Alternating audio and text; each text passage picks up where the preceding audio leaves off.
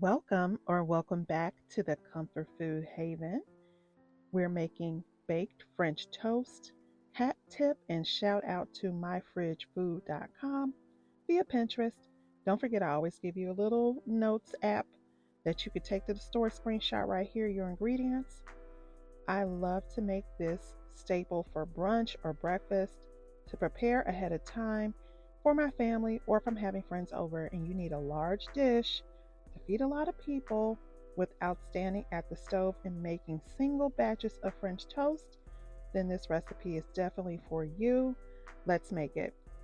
Start out by melting your butter and your 1 cup of brown sugar in the microwave to create a simple caramely syrup.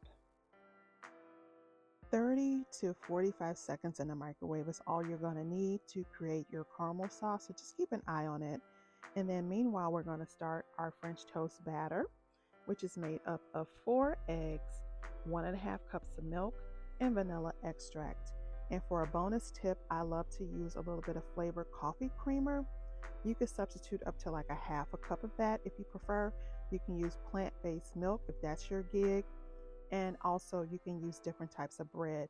This recipe originally calls for Texas toast, but I've also made this with croissant toast and regular bread. Challah bread would be amazing in this as well. Beat the eggs, milk, and vanilla so it's a nice light consistency. I also added a dash of cinnamon just for an additional kick of flavor.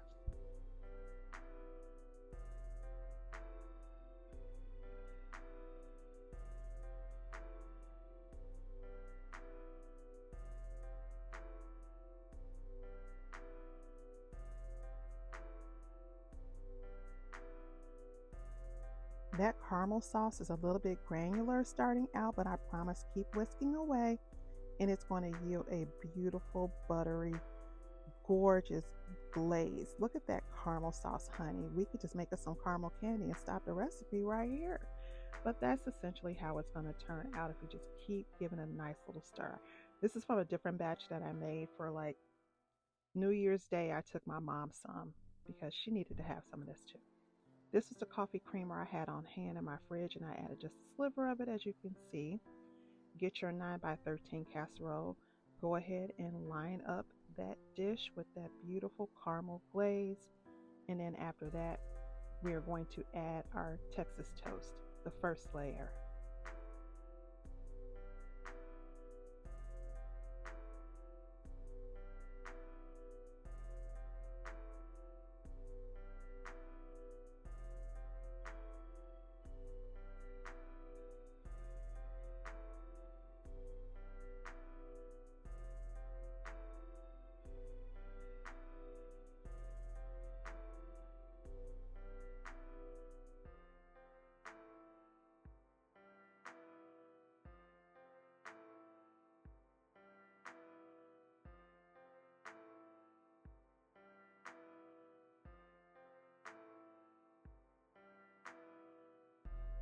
We've got our Texas toast headed into the pan on top of the caramel sauce.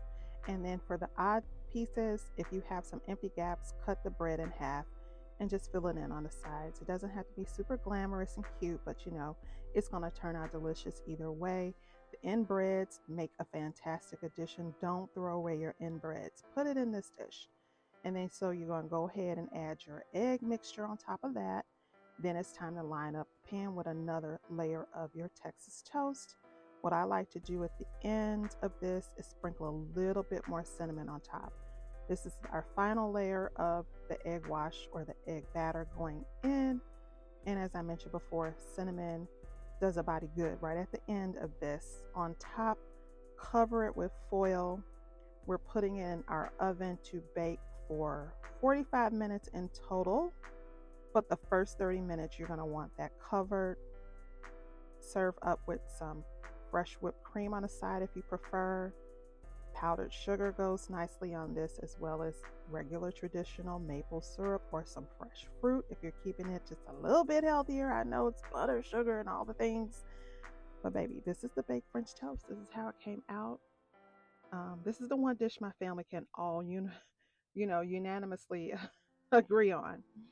Bone apple to the tea, as we always say, we're on a journey to 1,000 subbies on this channel. We appreciate every view, like, comment, and engagement. That helps us out, pushes us into the algorithm. We appreciate that support from you. Serve with some bacon. We used some delicious peppercorn bacon that day. It was so good.